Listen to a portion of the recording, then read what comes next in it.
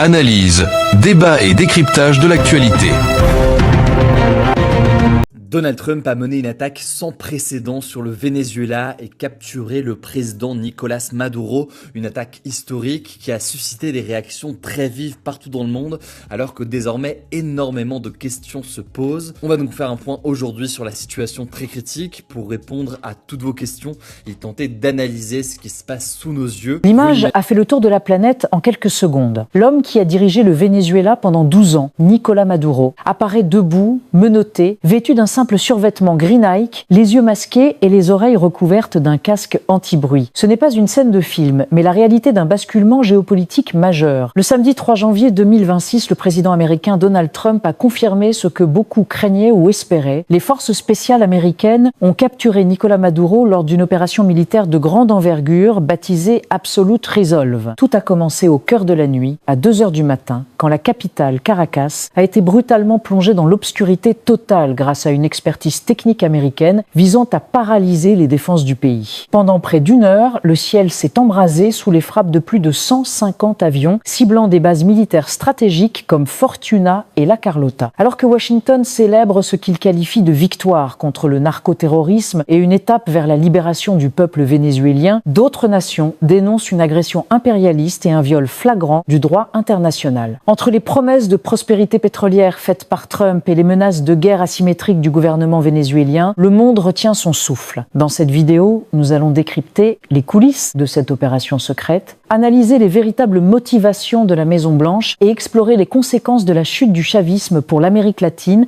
et le reste du monde. L'opération qui a changé la face de l'Amérique latine ne s'est pas produite par hasard, elle est le fruit d'une planification méticuleuse étalée sur plusieurs mois, baptisée Absolute Resolve, détermination absolue. Cette mission a été conçue pour être discrète, précise et foudroyante. Le chef d'état-major américain, le général Dan Kane, a révélé que l'opération a atteint son apogée durant les heures d'obscurité maximale dans la nuit du vendredi 2 au samedi 3 janvier 2026. Pour garantir le succès de l'incursion, les États-Unis ont déployé des moyens aériens sans précédent, mobilisant plus de 150 avions pour saturer l'espace aérien vénézuélien. Le coup d'envoi de l'attaque a été marqué par une prouesse technologique. La capitale, Caracas, a été plongée dans le noir complet. Donald Trump a lui-même confirmé que les lumières de la ville ont été éteintes grâce à une certaine expertise technique possédée par les forces américaines, permettant d'opérer sans être vu par les défenses conventionnelles. Vers 2 heures du matin, le silence de la nuit a été brisé par les premières détonations. Des journalistes de l'AFP présents sur place ont rapporté que les frappes ont duré près d'1 heure, transformant le ciel de Caracas en un théâtre de guerre. Les cibles n'étaient pas aléatoires. Les forces américaines ont visé des points névralgiques de l'appareil militaire vénézuélien, le complexe de Fortuna, le plus grand centre militaire du pays situé au sud de la capitale, ainsi que la base aérienne de La Carlota au nord. Des explosions ont également été signalées à La Guaira, où se trouve l'aéroport international et le port stratégique de Caracas. À Higuerote, à une centaine de kilomètres à l'est, d'autres déflagrations ont été entendues par les habitants, témoignant de l'ampleur régionale de l'offensive. Au sol, la panique s'est emparée de la population civile. Un habitant de l'est de Caracas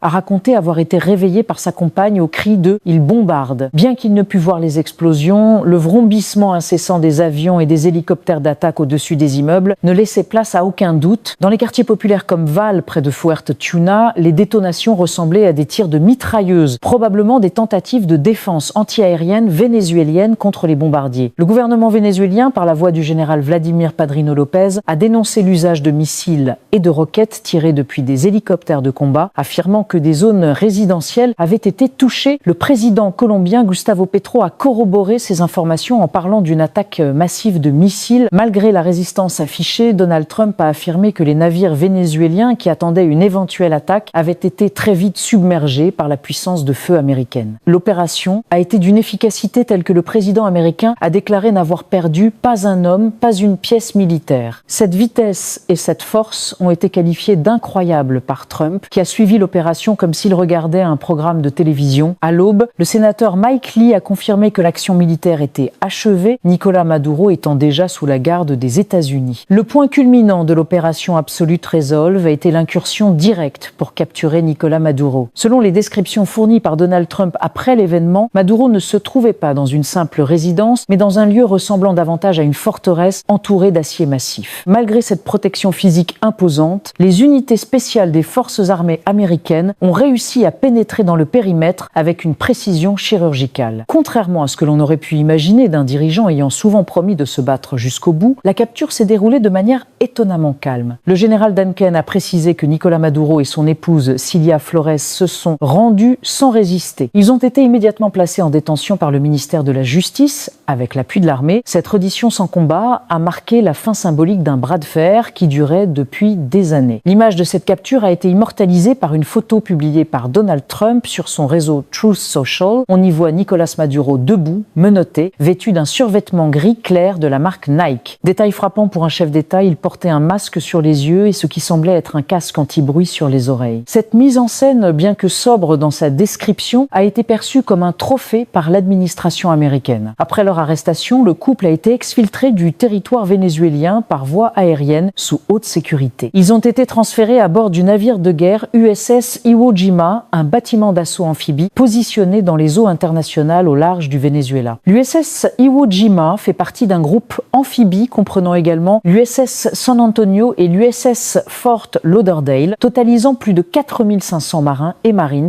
La destination finale du couple présidentiel est déjà fixée, New York. Ils y sont attendus pour répondre d'accusations graves de narcotrafic et de narcoterrorisme devant le tribunal fédéral du district sud de New York. La procureure générale, Pamela Bondi, a assuré que Maduro ferait face à toute la rigueur de la justice américaine. Cette capture rappelle pour de nombreux analystes l'invasion du Panama en 1989, où le général Manuel Noriega avait été arrêté par la DEA après une opération militaire. Cependant, dans le cas de Maduro, la prime pour sa capture avait été portée à un montant record de 50 millions de dollars peu de temps avant l'attaque, signe de la détermination de Washington à le voir derrière les barreaux. Pour justifier cette intervention militaire unilatérale qui viole les principes de non-recours à la force, Washington a mis en avant 3 piliers: la lutte contre le narcoterrorisme, la sécurité nationale face à la crise des opiacés et la sécurisation des ressources énergétiques mondiales. L'accusation centrale est celle de narcoterrorisme. Le ministère de la Justice américain soutient que Nicolás Maduro dirigeait personnellement le Cartel des Soleils, une organisation composée de hauts gradés militaires vénézuéliens. Selon l'acte d'accusation datant de 2020 et réactualisé sous l'administration Trump, Maduro aurait établi un partenariat avec les FARC colombiennes pour inonder les États-Unis de cocaïne. Le vice-président J.D. Vance a d'ailleurs martelé que le trafic de drogue devait cesser et que Maduro ne pouvait échapper à la justice sous prétexte qu'il vivait dans un palais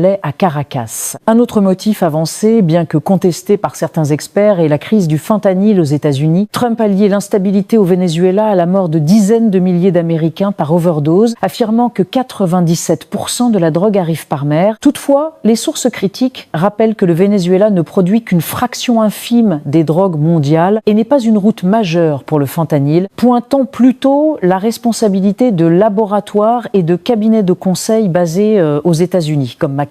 Le volet économique est sans doute le plus transparent. Le Venezuela possède les plus grandes réserves de pétrole prouvées au monde, représentant près de 20% du brut planétaire. Donald Trump a été très clair. Il souhaite que les compagnies pétrolières américaines retournent sur place pour exploiter ces réserves. Il a annoncé que les plus grandes compagnies du monde allaient dépenser des milliards de dollars pour réparer les infrastructures endommagées par des années de gestion socialiste et de sanctions. Fait notable, l'embargo sur le pétrole vénézuélien reste en vigueur, mais sera désormais géré sous contrôle américain pour générer des revenus pour le pays. Washington justifie également son action par la nécessité d'une transition sûre et judicieuse. Trump a déclaré que les États-Unis dirigeraient le pays jusqu'à ce qu'un pouvoir compétent puisse prendre le relais, affirmant que le régime précédent n'avait pas les compétences nécessaires pour assurer la prospérité du peuple. L'administration Trump a d'ailleurs désigné Maria Corina Machado comme une figure clé, bien que Trump ait émis des doutes publics sur sa capacité à inspirer le respect nécessaire pour gouverner seul mondiale. Au lendemain de l'attaque, le Venezuela est un pays en état de siège. Avant sa capture, Nicolás Maduro a eu le temps de signer un décret déclarant l'état d'urgence national. Son ministre de l'Intérieur, Diosdado Cabello, l'un des hommes les plus influents du pays, est apparu à la télévision publique pour lancer un message de résistance. Nous vaincrons. Il a exhorté le peuple à ne pas se laisser abattre par ce qu'il qualifie de énième bataille pour la patrie. La vice-présidente Delcy Rodriguez a pris la tête de la communication gouvernementale en l'absence de Maduro. Elle a exigé des États-Unis